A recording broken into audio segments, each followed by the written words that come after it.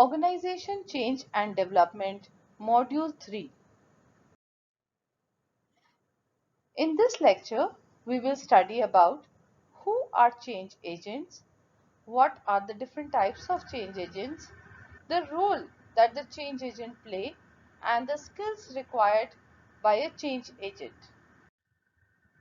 First of all, let us understand the concept of change agent.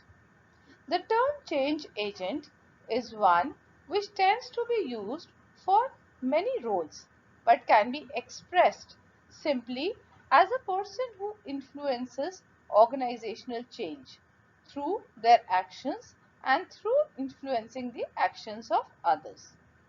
Now, change agents develop and play out the steps necessary to realize the vision. Change agents are the backbone of successful change implementation in the organization. They work as a catalyst of change initiative, and change agents need to be really credible and enthusiastic to take the change.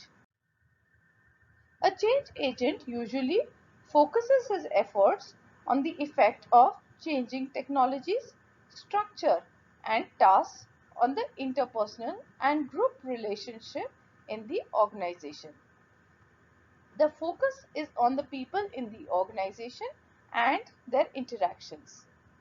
Individuals or groups that undertake the task of introducing and managing a change in an organization are termed as change agent.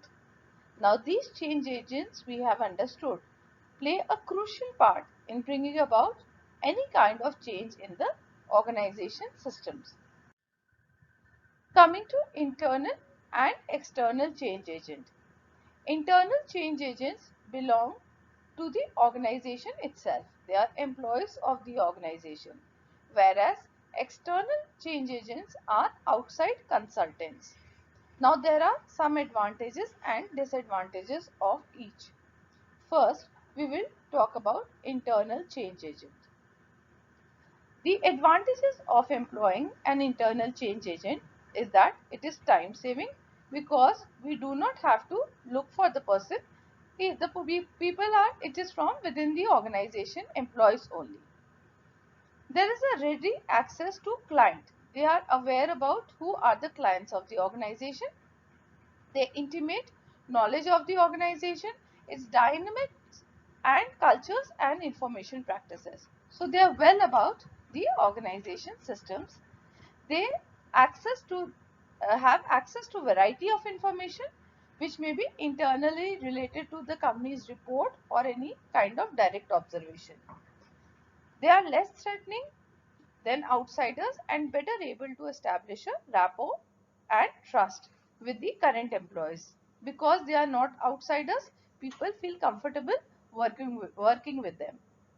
Coming to some disadvantages of internal change agent. Firstly, they lack objectivity. They do not see from the outside, have an outside view of the process. So maybe there are some things that they are overlooking. They are overly cautious and likely then dealing with internal power structure. They are afraid of maybe the different kind of distribution of power and power in the hands of few people and might not like to address the problem. Thirdly, they may lack certain skills and experience of facilitating organizational change. This is because maybe they have not been involved in the change process earlier, but if there is an outside consultant, he has already been engaged in this kind of organization change processes in other organizations, so he is more skilled in it.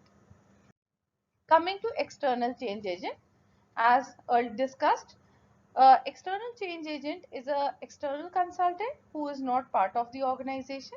So, of course, that is the reason he is not aware of the organization systems, and he takes some time to get used to the organization system. The advantages is he is an expert in his work. So expertise that is unavailable internally. He has been doing this kind of bringing about this change in other organizations. Secondly, he has a more objective perspective in the organization development process because of his expertise, also because he is looking at the organization problem from an outsider's point of view, so he will be better equipped to come up with the problems and solutions in this regard. Thirdly, there's an ability to probe issues and to question the status quo. He's not aware of the power distribution, and even if he is aware, he's not afraid of addressing the issues. Fourthly, they are also afforded some deference and power. Now, coming to the disadvantages, of course, extra time is required to familiarize with the organization systems, culture, climate. Organization may vary from the outsiders, and perception within the organization that outsiders have little investment in the outcome. Whatever process is going to happen in the organization, the internal employees might think that the outside consultant is not going to have to bear with the effect of it. Repercussion, good or bad, he is not going to be affected by it.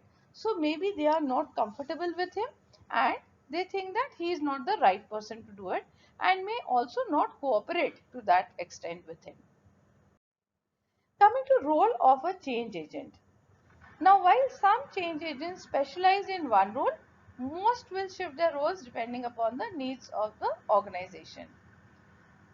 Firstly, the person has to change agent has to decide what to change. Second, he will facilitate what to change. That is, once he understands the problem, then he will help and support in it. Sell the change. He also has to convince others within the organization that the change is good for them. Fourthly, implement the change, the plan that he makes to bring about the change, he implements it. And then lastly, stabilize or refreeze the change. Once the change process has occurred, then we have to refreeze the change. That is, the change should remain forever. We should not go back after the change process has happened. We should not go back to the earlier learnings, but we should go and learn the new things that we have learned. We should refreeze it. So, coming to roles and competencies required by these change agents. Firstly, they should have a broad knowledge. Now, this broad knowledge should be about the whole industry. It should be a multidisciplinary knowledge about maybe different functions of the organization. It should include conceptual knowledge, diagnostic knowledge, evaluative knowledge, and understanding of the methodology for the change, and also ethical knowledge about what is correct and what is not correct. Second, operational and relational knowledge he should be having. That is, he should be able to listen to people, he should be able to trust them, form good relationship with them, observe people, identify and report the shortcomings.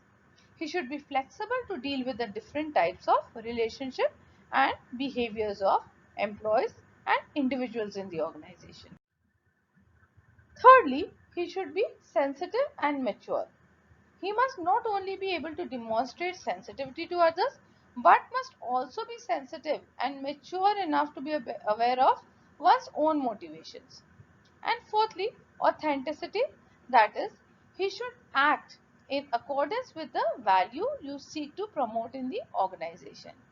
So here we see that because of this very important and crucial role that the change agent is actually doing in the organization to bring about the change in the organization for improvement and effectiveness, so he needs to have a lot of capabilities, and he should be able to understand the system, also understand the behavior of individual, be kind to people, understand the feelings, understand the shortcomings, and then bring about a acceptance in the change process. So thank you, and that's all for this lecture.